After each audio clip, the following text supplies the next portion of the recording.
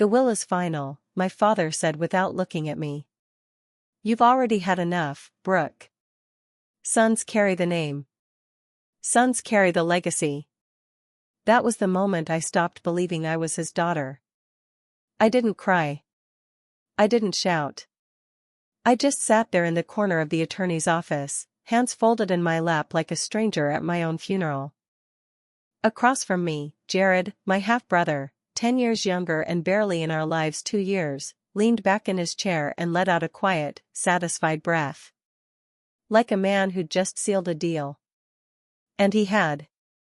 The attorney cleared his throat and read from the folder I'd seen a dozen times over the last year, back when I was still reviewing the estate files. My name used to be on every one. Now? The full estate, including real property, business assets, and all financial holdings, shall be passed solely to my son, Jared Harris. There was a pause. My name wasn't next. Just a footnote. And to my daughter, Brooke Harris. I leave my sincere gratitude for her support over the years. I felt the heat rise in my chest. Not from surprise, from shame. Jared didn't gloat. Not openly. He turned slightly in his seat and gave me a sympathetic look that didn't reach his eyes. It's not personal, he said. This is just about the long game. Dad needed someone who can carry the business forward. You've got your own thing. I nodded once, like it made sense. But inside, something cracked. I'm Brooke Harris. I'm 42, single, and I live in a modest brick house about 20 minutes outside Harrisburg, Pennsylvania.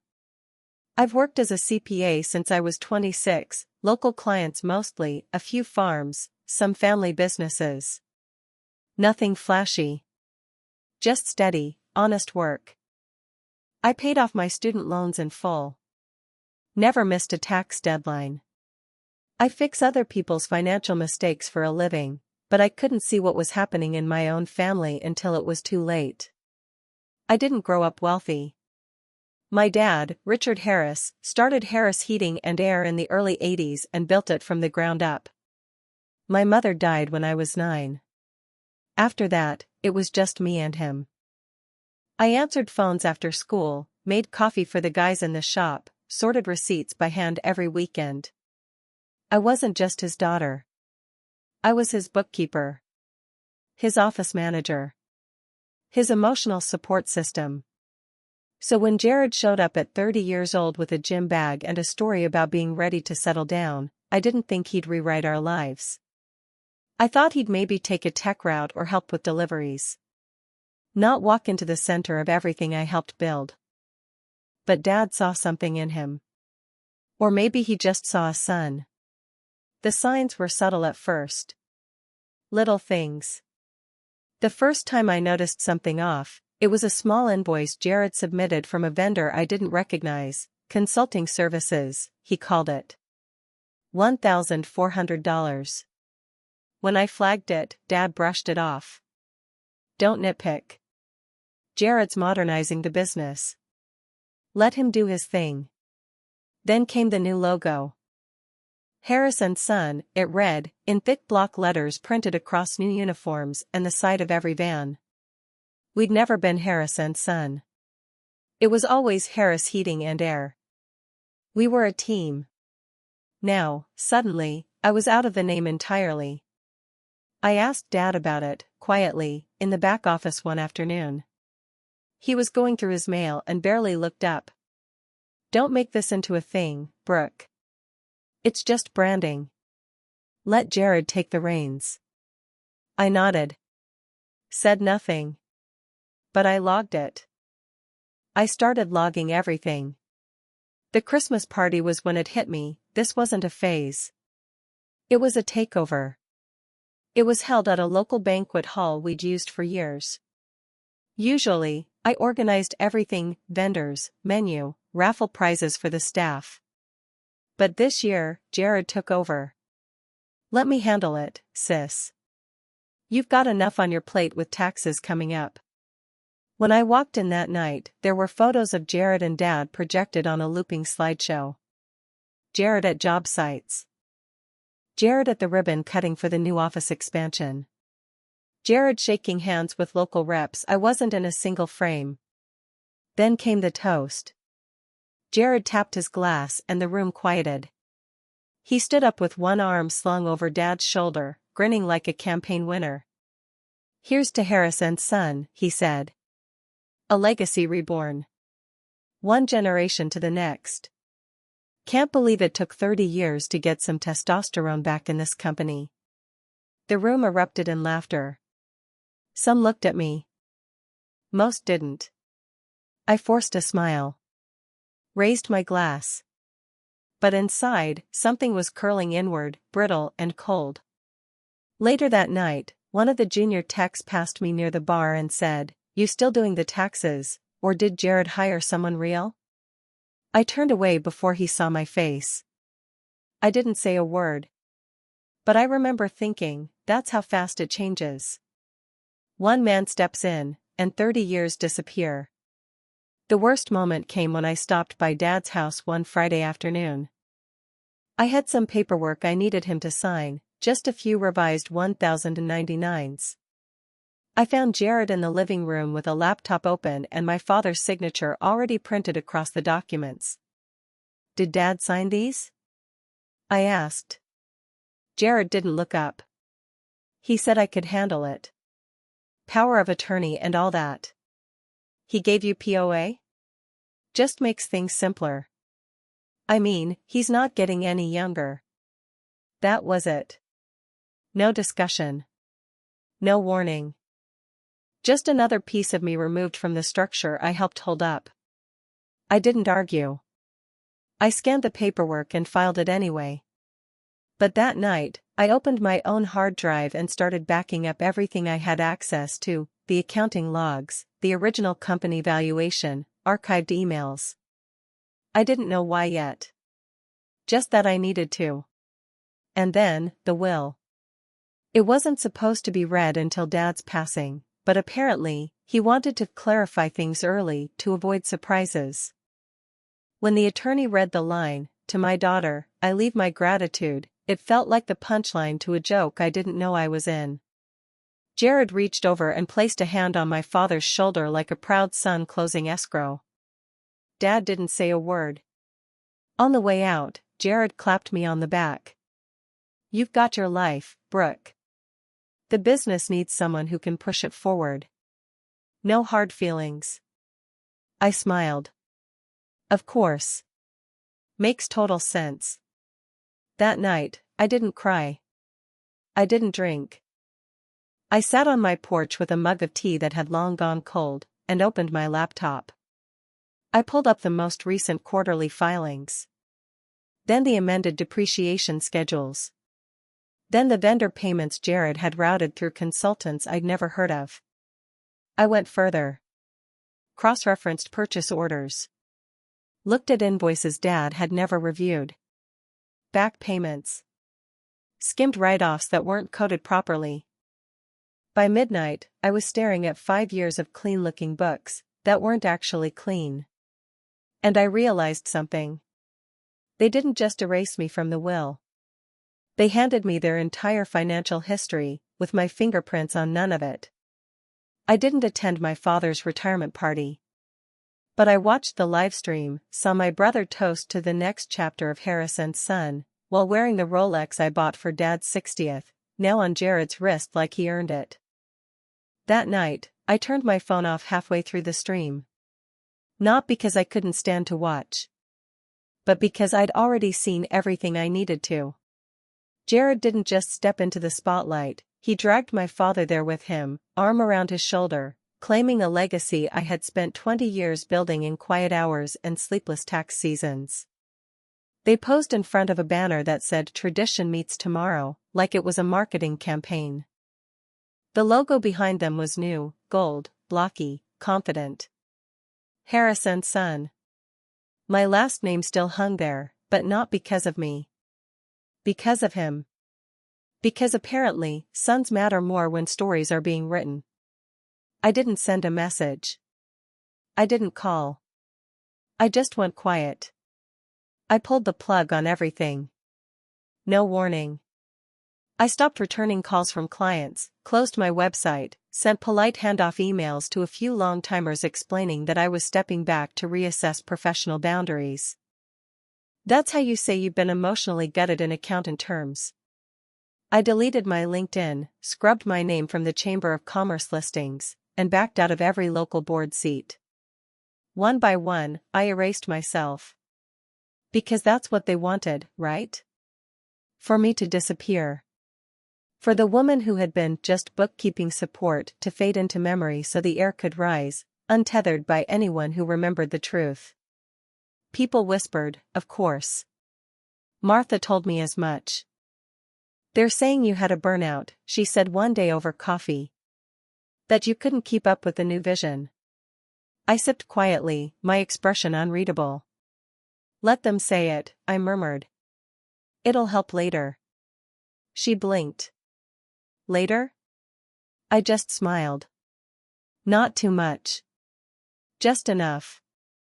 Because the truth is, I wasn't retreating.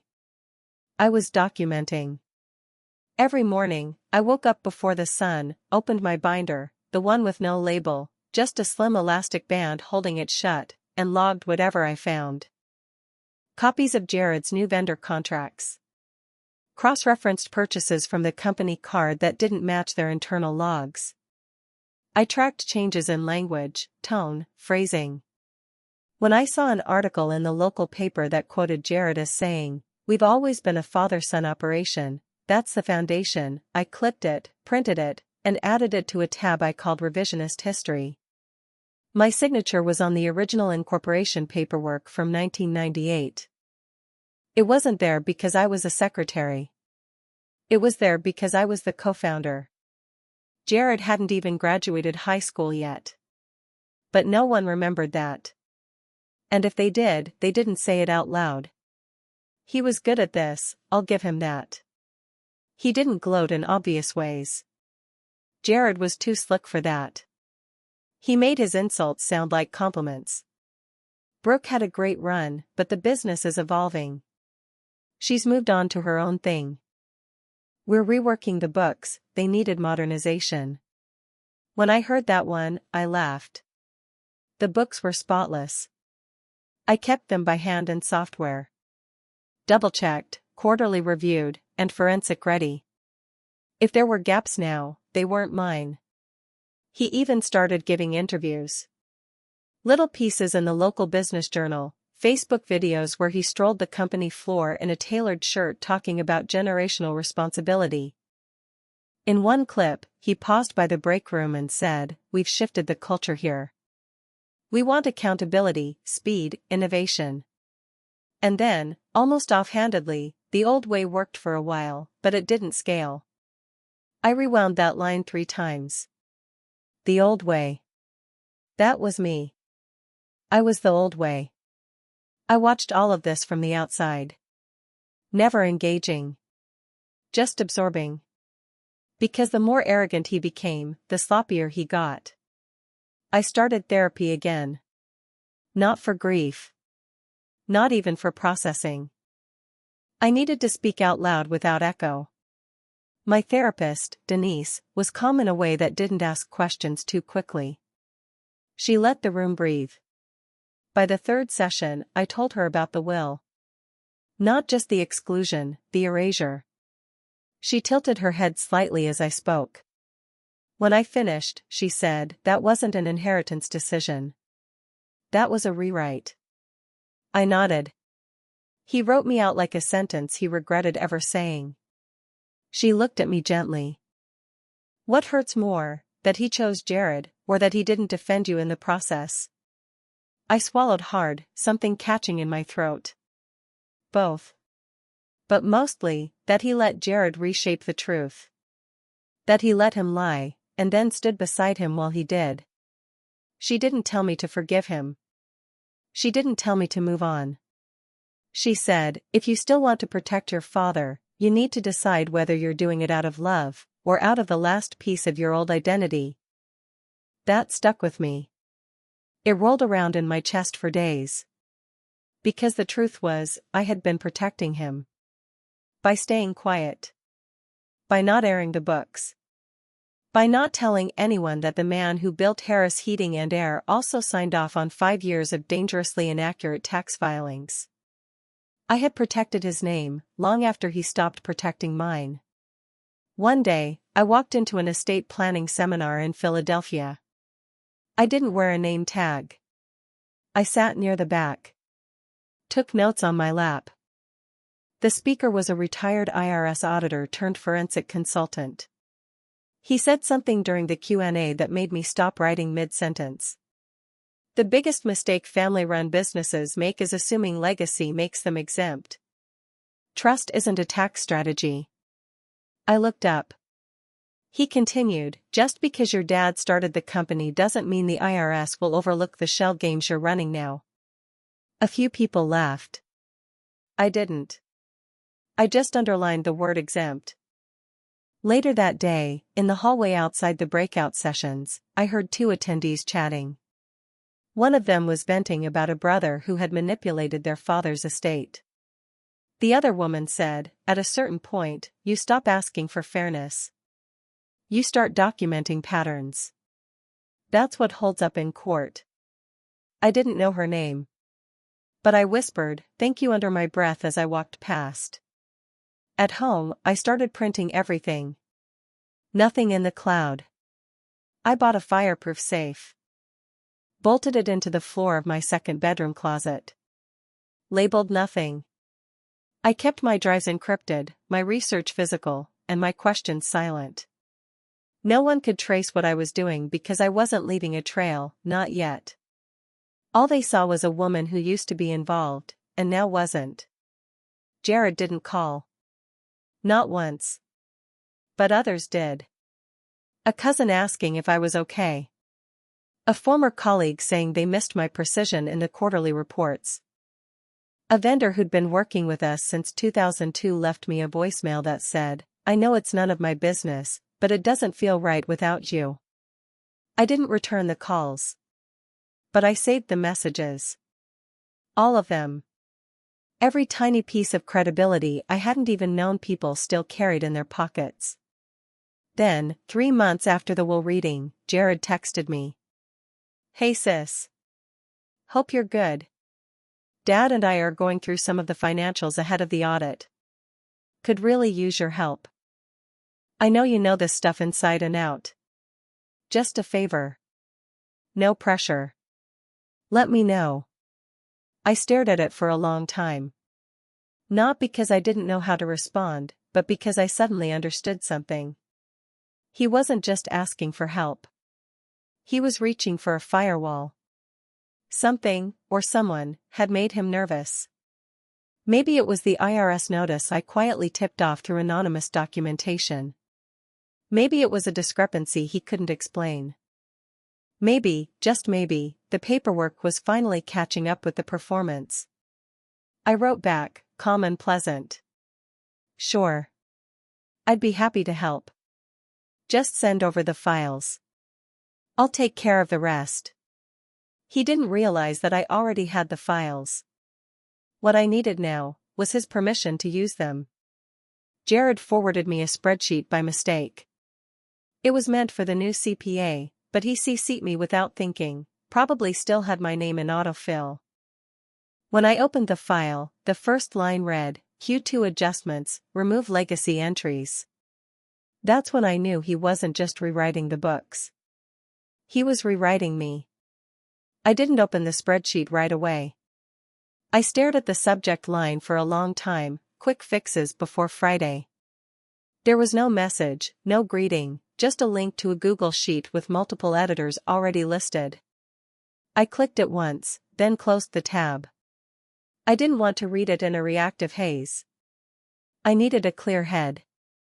That night, I sat at the kitchen table with a mug of chamomile and opened it again, slowly, like I was cracking the door to a locked room I used to live in. The spreadsheet wasn't flashy. Just columns and numbers, vendor names, memo lines, all the usual bones of business. But buried halfway down, I saw something that didn't make sense, an old invoice from a vendor we hadn't used in years, now marked recategorized and tied to a payout issued 3 months ago. Same name. Same amount. But a different EIN. It wasn't the first red flag. Just the first one he handed to me directly. I didn't respond to Jared's email.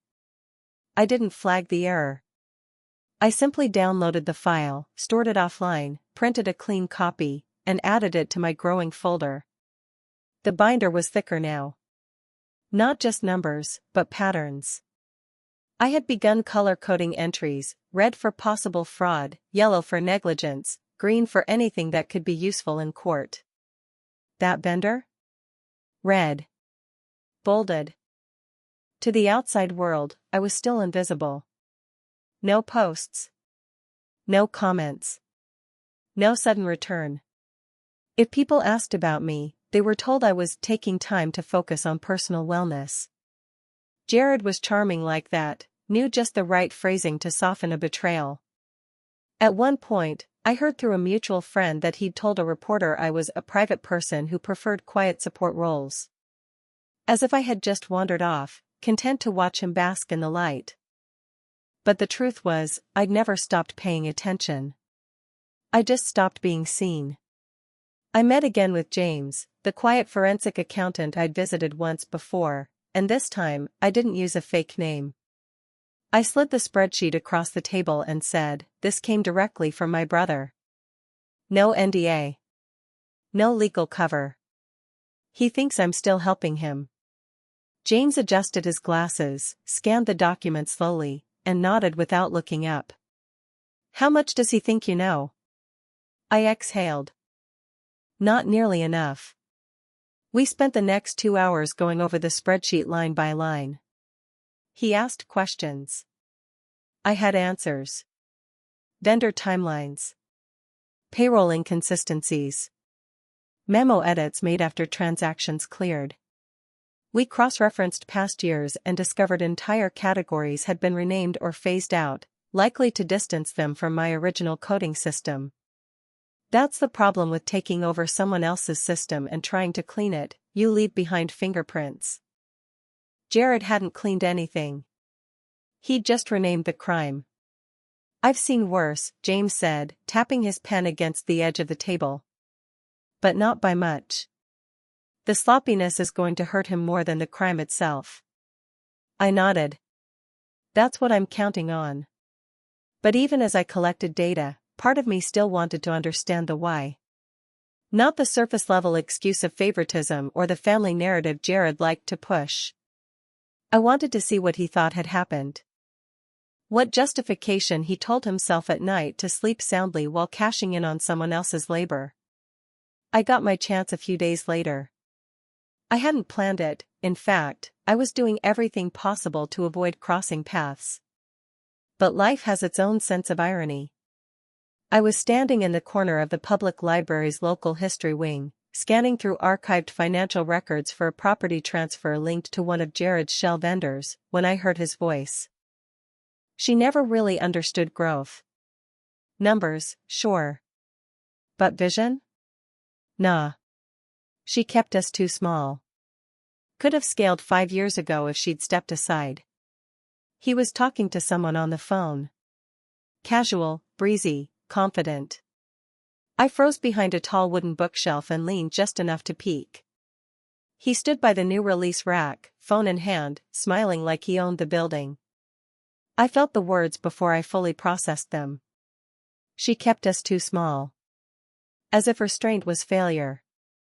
As if financial caution, the thing that kept the business alive during lean years, was a lack of vision.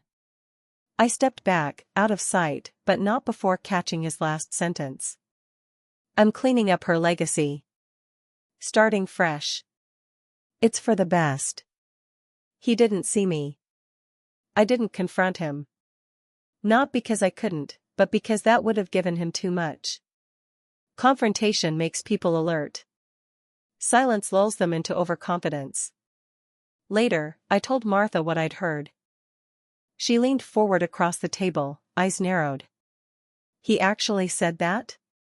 That you held them back? I nodded, sipping my coffee. According to Jared, I'm the reason the company wasn't franchised, didn't expand, didn't get investor funding. She snorted. That's rich. You're the reason it had anything to protect in the first place. I shrugged. That's the thing with revisionist history, it only works if no one's left to challenge it. She paused. But you're still here. I smiled. Exactly. That same week, I got a message from Vince, one of our oldest vendors, the property manager who used to contract HVAC work through us exclusively. He hadn't returned my earlier call, but now he wanted to meet. Over lunch, he pulled out a thick envelope and slid it across the table. These are all the payments I made to Harris and Son last year, he said. Only, they weren't to Harris and Son. Look closer. I flipped through the receipts, each bearing a slightly different business name: Harris Legacy Group, Legacy Solutions LLC, HL Energy Services. Different names, but the same routing number. Jared told me the company was diversifying, Vince said, shaking his head. But I started getting double invoices. When I questioned it, they stopped returning my calls. I thanked him and added the records to my binder that night. The third tab was now thicker than the others. I renamed it Asset Misrepresentation. The deeper I went, the more I realized Jared's problem wasn't just arrogance, it was entitlement. He genuinely believed he deserved the business, regardless of how it was built. I found an old email chain between him and my father, buried in a subfolder from 2 years ago, where he wrote, "We need to modernize leadership. Brooke's too stuck in her habits. She doesn't think big enough." My father's reply? Just one line: "She keeps us afloat." That's enough. That hurt more than I expected. Not because my father defended me faintly, but because he saw me only as a lifeboat, not as a captain. Float, not lead. Preserve, not grow. He'd let Jared believe that being flashy was more valuable than being steady. And in doing so, he'd let the business rot from the inside out. But that quiet ache, that feeling of being useful but unseen, turned into clarity. I wasn't going to correct the narrative. I was going to dismantle it. Everything came together faster than I expected. James finalized the forensic summary. The IRS contact I'd consulted anonymously submitted the first formal query. Vince agreed to sign a statement. The binder was full. The digital backups were stored on 2 encrypted drives, one of which I mailed to my attorney with instructions in case anything unexpected happened. I wasn't being paranoid. I was being prepared. Then, as if on cue, Jared emailed again. Subject: "Thanks again, you're a lifesaver. Hey Brooke, seriously appreciate your help. Cleaned up a lot of messy stuff. Good to have someone who still knows the bones of the business. Everything looks solid.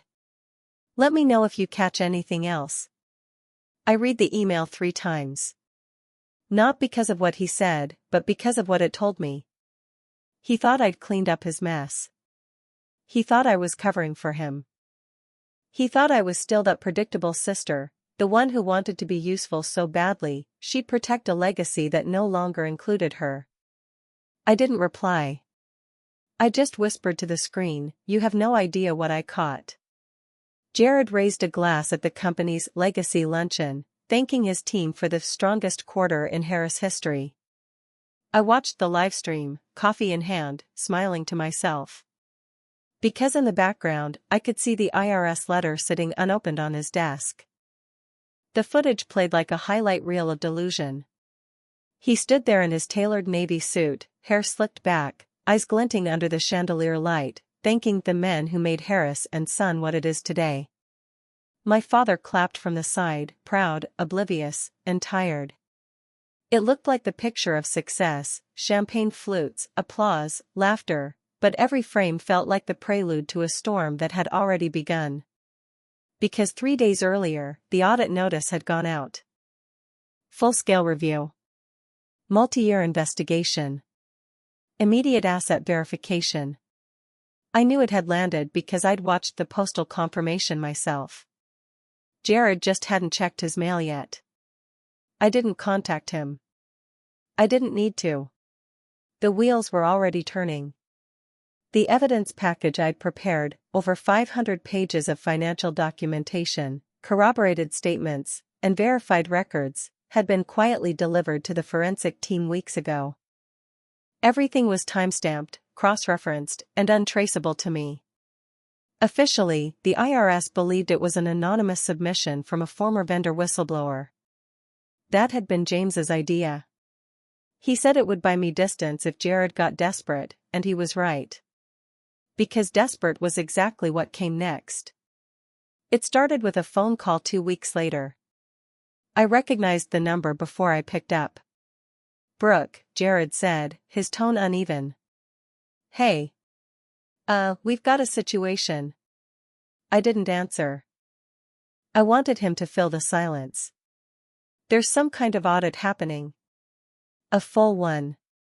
They've frozen 2 of our accounts. Dad's freaking out." "That sounds serious," I said quietly. He hesitated. "They're saying someone submitted files. Spreadsheets. Vendor info. They think there's fraud. But here's the crazy part, your name's all over those records." I leaned back in my chair, heart steady. "My name?" "Yeah. You handled those years. You were in charge of accounting. They're asking questions about your logs, your backups. Then they'll see they're clean," I said calmly. He raised his voice, desperate now. "Don't play dumb, Brooke. You think I don't know what this is? You set me up. You're trying to burn the company down just to." "To what?" I asked softly. "Remind you who built it?" He went silent. Then, quieter, "You'll ruin Dad." I paused before answering. "No, Jared. You did that all by yourself." He hung up. The next day, I got an email, not from him, but from an attorney. It was a cease and desist letter, accusing me of defamation, interference with business operations, and malicious dissemination of confidential materials. Jared was trying to make it look like I was the saboteur. The irony was almost impressive. He'd even CC'd my father on the message. That was the part that stung. My father hadn't called me once in 6 months, but his name appeared there in black and white, supporting Jared's accusation, whether he realized it or not. For a moment, I questioned myself.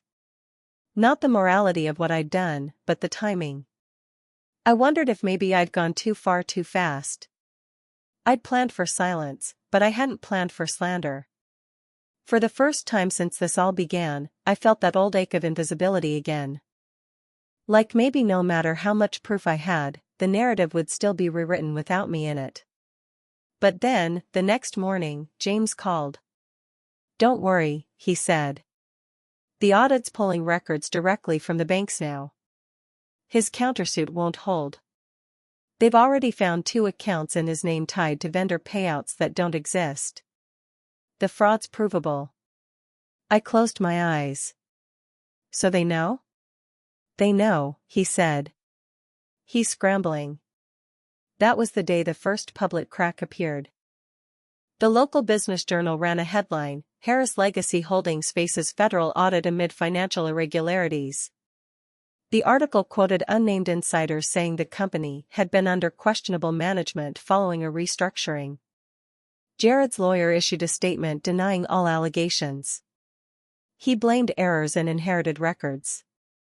I almost laughed out loud. Inherited. That word again. He didn't even realize he was admitting fault. Then came the second hit, the employees started leaving. Claire, his assistant, quit first. Then the office manager, 2 technicians, and finally one of the bookkeepers who'd been with the company for 15 years. A quiet exodus.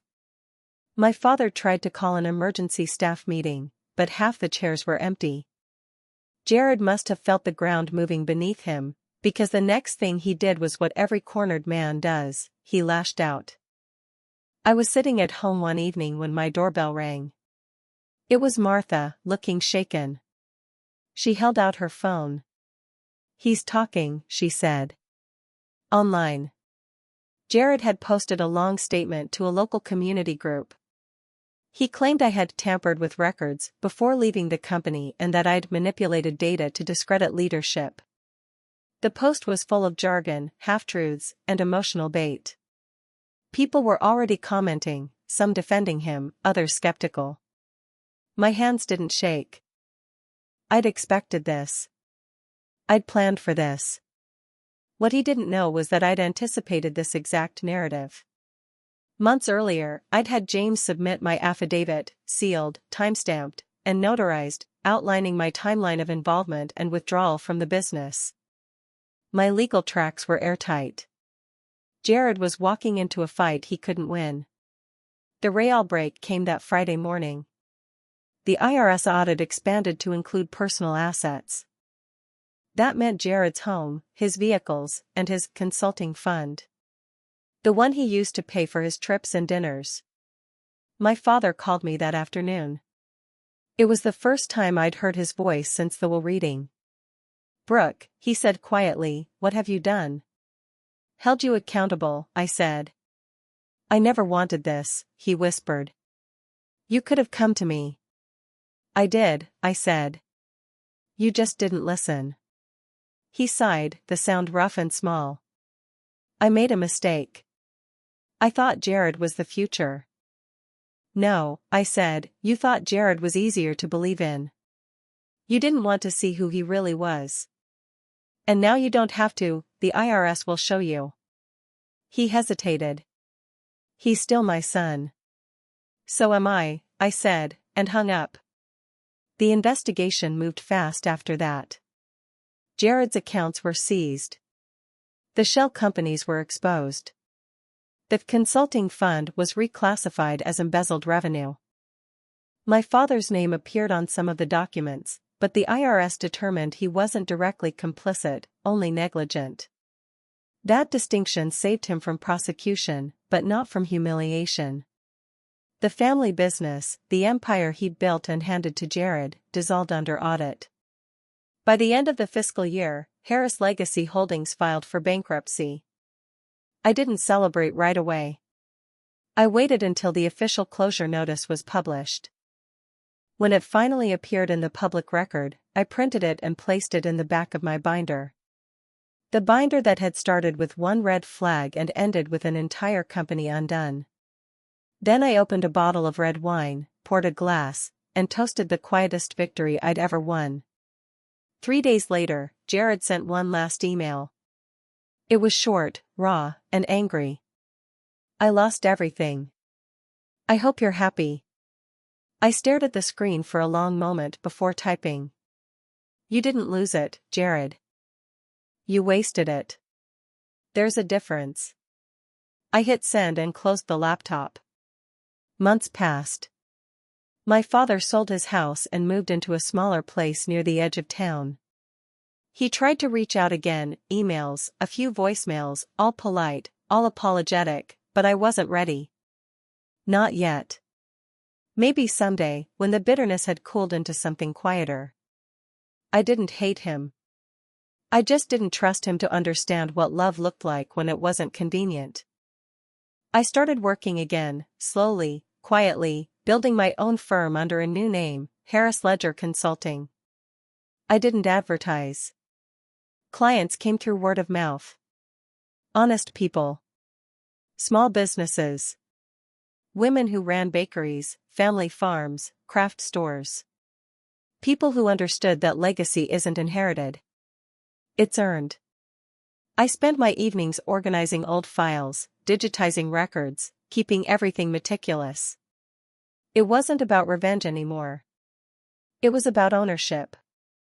Sometimes, when I think back on it all, the will, the betrayal, the silence, I realize something I never saw before.